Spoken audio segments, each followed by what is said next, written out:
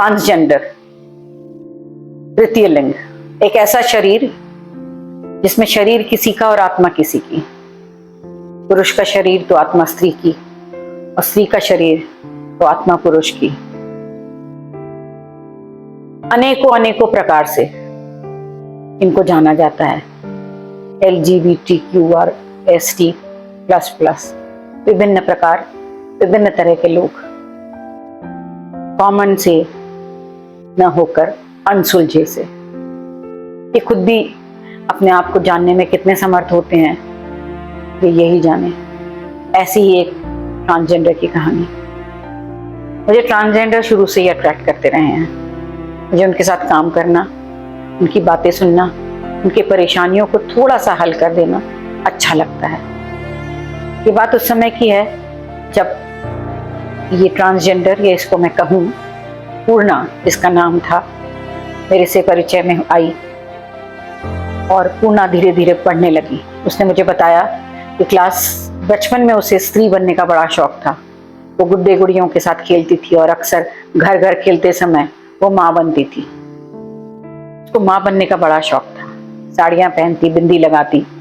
बचपन में तो माँ ने कुछ नहीं कहा। जब 5th-6 में जाने लगी, उसकी माँ को थोड़ा सा शक हुआ, और फिर धीरे धीरे उसकी चाल बदलने लगी। उसको लड़कियों के बीच में रहना अच्छा लगने लगा, और लगा कि वो किसी गलत शरीर में है। वो बार बार कभी अपने शरीर को छूकर देखती कि उसका शरीर उसके दीदी की तरह क्यों नहीं है। लोग उसे छक्का, मामू, गुड़, न जाने क्या क्या शब्दों से बुलाने लगे। 8वीं 9वीं तक तो वो समझ भी नहीं पाई कि वो अलग है। उसे अजीब जरूर लगता था। घंटों अपने आप को आईने में देखकर सजना संवरना बहुत अच्छा लगता था। पिताजी उसकी इस आदत से बहुत नाराज थे। माँ ने भी उसको कई बार समझाने की कोशिश करी। पढ़ने में वो बहुत अच्छी थी, और जब भी पढ़ने जाती, क्लास में बैठती, उसको हिकारत भरी नजरों से या चिढ़ाने के लिए लड़कों का, कभी उसको बाथरूम में ले जाते, कभी कुछ करते। उसके साथ विभिन्न प्रकार के शारीरिक और मानसिक आघात होते चले गए। पूर्णा ने धीरे धीरे कर 12th कैसे तो भी पास किया, और उसके बाद BA प्राइवेट में कर वो नौकरी की तलाश में रहने लगी। इसी नौकरी की तलाश में उसे एक पुरुष से प्यार हो गया।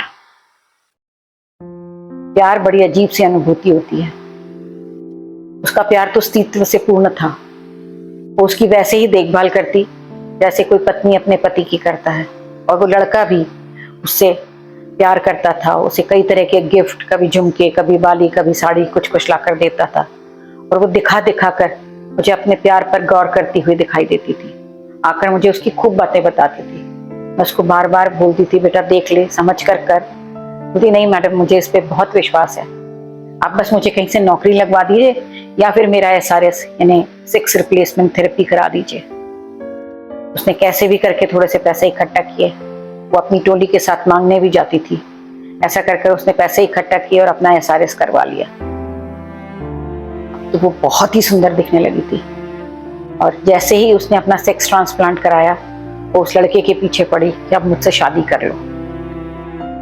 तो लड़का शुरू में तो हाँ हाँ बोलता था, बाद में धीरे धीरे नानुकुर करने लगा, कहने लगा कि उसकी फैमिली एक्सेप्ट नहीं कर रही है।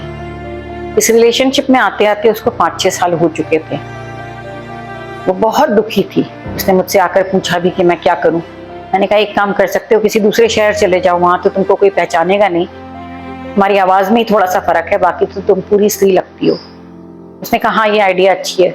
उसने अपने बॉयफ्रेंड को बताया कि वो किसी दूसरे शहर में जाकर वो दोनों बस सकते हैं। उसने पार्लर का काम सीख लिया था, और वो धीरे धीरे घर घर जाकर लोगों के घर में पार्लर का काम करती थी, और ऐसा करके काफी पैसा उसका बन जाता था। कई लोग दयावश, और कई लोग उसकी कहानी जानने के लिए वो कहती थी कि मुझे घर बुला लेते हैं। और फिर एक साथ थोड़ी सी धारणा भी थी कि इनका आशीर्वाद अगर मिल जाए तो सब कुछ ठीक हो जाता है। ऐसी ही विभिन्न धारणाओं अवधारणाओं के बीच में वो जी रही थी और कमा रही थी। कभी टोली के साथ चली भी जाती थी बधाई मांगने। एक दिन वो बहुत बुझी सी मेरे पास आई और बोली, मैंने इसको अल्टीमेटम दे दिया है कि 1 हफ्ते की बात है, तुम 1 हफ्ते में अगर मुझसे शादी कर लो, नहीं तो फिर हमारा ब्रेकअप हो जाएगा। मैंने कहा, अगर ब्रेकअप हुआ तो क्या करोगी? बोलती, मैं खुदकुशी कर लूंगी। मैंने कहा, ऐसा नहीं कहते बेटा, आप देखो, उसको समझो, उसकी भी प्रॉब्लम्स को समझने की कोशिश करो। वो भी अपने घर वालों से कैसे अलग रहेगा। तो उसकी तो नौकरी है, उसकी तो ट्रांसफर भी हो सकती है, वो तो पढ़ा लिखा है। और उसने मेरे साथ फिर 5-6 साल तक प्यार क्यों किया? कुछ दिनों बाद मुझे वो युवक दिखा, हमारे हॉस्पिटल में आया था, उसको स्टैब कर दिया था किसी ने, उसके ऊपर चाकू से वार किया हुआ था। मैंने उसको देखा, बहुत करहा रहा था, उसकी छाती में वार था, लग रहा था कि बचेगा कि नहीं बचेगा, पर हमारे यहाँ उसकी सफल सर्जरी हुई और वो बच गया। पुलिस उससे बार बार पूछ रही थी कि किसने तुम्हारे ऊपर ये किया। उसने बोला मैं नींद में था, मैंने देखा नहीं। मुझे देखते ही वो मुझे पहचान गया। मैंने कहा तुमने पुलिस को क्यों नहीं बताया? बोला मैडम आप मेरी मजबूरी समझती हैं ना, मैं उससे प्यार करता था, पर समाज के डर से मैं उससे शादी नहीं कर पा रहा था, मुझे में हिम्मत नहीं थी समाज को फेस करने की, और मैं पूर्णा को पुलिस में भी नहीं देना चाहता हूँ, मैं जानता हूँ उसका क्या हाल होगा। मैंने कहा पूर्णा आप कहाँ हैं? बोला मुझे नहीं मालूम वो कहाँ है। मैं उसको देख रही थी और कभी पूर्णा को याद कर रही थी। दोनों अपनी अपनी जगह पर सही थे। क्या समाज में इस तरह का रहना, जिसमें कि ट्रांसजेंडर की कोई गलती नहीं है, उनको बस गलत शरीर मिल गया है, इतना मुश्किल हो गया है रहना। हम अभी भी उसी मानसिकता में जी रहे हैं। जीने का हक तो इन्हें भी है, पर हम सब चाहते हैं कि जो भी पैदा हो वो दूसरे के घर में पैदा हो। हम सिर्फ सहानुभूति दिखा सकते हैं, एक्सेप्ट नहीं कर सकते। क्या आप मेरी बात से सहमत हैं? नमस्कार।